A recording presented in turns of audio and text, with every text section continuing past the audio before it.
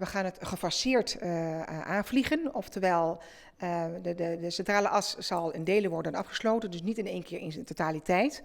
Dat zou tot te veel overlast gaan leiden tot de dorpen en dat vinden we echt onwenselijk. Dat besluit had het college van deputaire steden dinsdag genomen.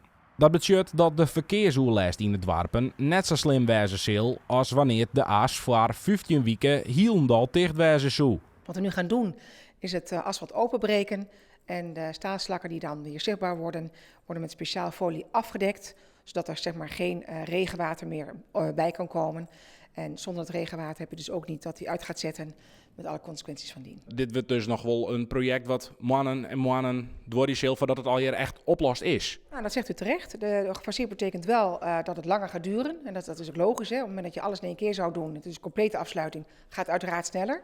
Maar wat ik al aangaf, ook dan hebben we niet de garantie dat het ook daadwerkelijk in die 15 weken, zoals het afhankelijk was begroot, ook zou lukken. Vandaar dat we hebben gezegd, dan kiezen we toch voor gefaseerde. Met dien verstanden dat we inderdaad wel weten dat het dan langer gaat duren, die overlast. Dat is absoluut waar. De gemeente Dantemediel wil graag dat het probleem voor 1 januari 2023 oplost wezen zou. Maar de verkeersveiligens en verkeersdruk in het dorpen wie een tegenwichtige overweging om dus voor gedeeltelijke afsluiting van de centrale as te kiezen. Daarmee wordt de operatie wel een stuk langer.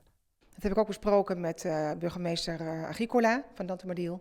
En ook hij is die mening toegedaan van dat moeten we niet willen. Dat betekent ook dat de datum van 1 januari ook door de gemeente is losgelaten. Het kostenplaatje is roeze op 6 miljoen euro. De werkzaamheden voor het onderlezen van de oordeklaag van de stielslakken beginnen na de simmer.